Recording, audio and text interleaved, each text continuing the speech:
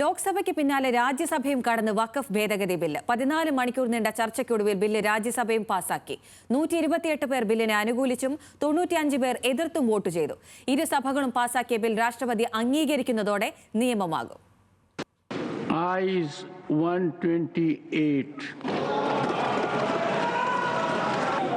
The bill is passed. കഴിഞ്ഞ ദിവസം ലോക്സഭ പാസാക്കിയ വഖഫ് നിയമ ഭേദഗതി ബിൽ വ്യാഴാഴ്ച ഉച്ചയ്ക്ക് 1 മണിക്കാണ് രാജ്യസഭ ചർച്ചയ്ക്കായി എടുത്തത്. 14 മണിക്കൂർ നീണ്ട ചർച്ചയ്ക്ക് ശേഷമായിരുന്നു വോട്ടെടുപ്പ്. പ്രതിപക്ഷത്തിന്റെ ഭേദഗതി നിർദ്ദേശങ്ങൾ വോട്ടിനിട്ട് തള്ളി. വോട്ടെടുപ്പിൽ 128 പേർ ബില്ലിനെ അനുകൂലിച്ചപ്പോൾ 95 പേർ എതിർത്തു. The Waqf Amendment Bill 2025 as passed by Lok Sabha be taken into consideration. Those in favor will please say aye. Those against will please say no.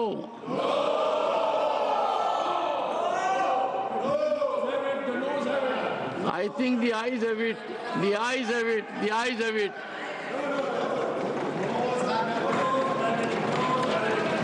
The motion is adopted.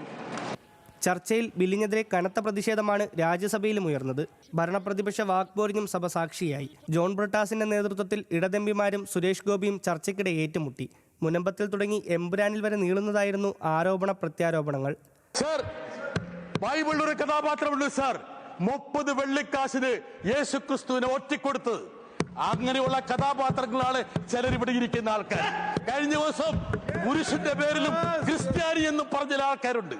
അവർ യഥാർത്ഥത്തിൽ യേശുക്രിസ്തുവിനെ ഒറ്റുകൊടുത്ത യൂദാസിന്റെ പതിവിലകരിക്കുന്നതാണ് സർ. ബ്രിട്ടാസിന് കേന്ദ്രമന്ത്രി സുരേഷ് ഗോപി നൽകിയ മറുപടി സഭ പ്രക്ഷുബ്ധമാക്കി. He was talking about Empuran, a cinema which was yesterday. Does he dare to have a re-release of 51 cuts? TP Chandrasekharan. Left, right, left. Left, right, left. Please sit down. They should have the guts to let these two films be screened again. Permitted to be screened. Then they can start yelling for Empuran.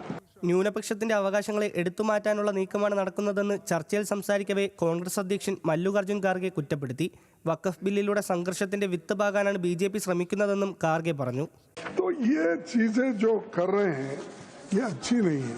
इससे झगड़ा नहीं, इसमें देश में झगड़ा होता है. ये झगड़े की आप बीज डाल रहे हैं.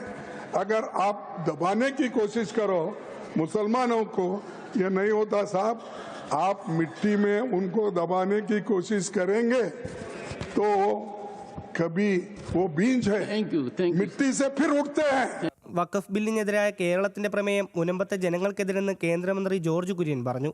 മുനമ്പത്ത് നിന്നും എല്ലാവരെയും ഒഴിപ്പിക്കാനാണ് CPIM കോൺഗ്രസും ശ്രമിച്ചതെന്ന് ജോർജ് കുര്യൻ ആരോപിച്ചു. ജോർജ് കുര്യൻ കേരള നിയമസഭയ്ക്കെതിരെ വാസ്തവവിരുദ്ധമായ പ്രസ്താവന നടത്തിയെന്ന് CPI MP Santhosh Kumar point of order ഉന്നയിച്ചു.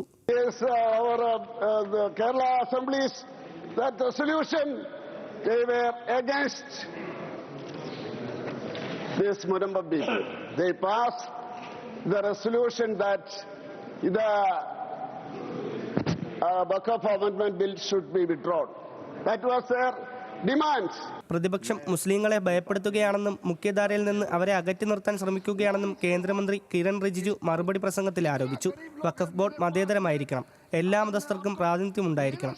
സെൻട്രൽ വഖഫ് കൗൺസിലിൽ 4 പേരിൽ കൂടുതൽ അമുസ്ലിങ്ങൾ ഉണ്ടാകില്ലെന്ന് കേന്ദ്രമന്ത്രി പറഞ്ഞു.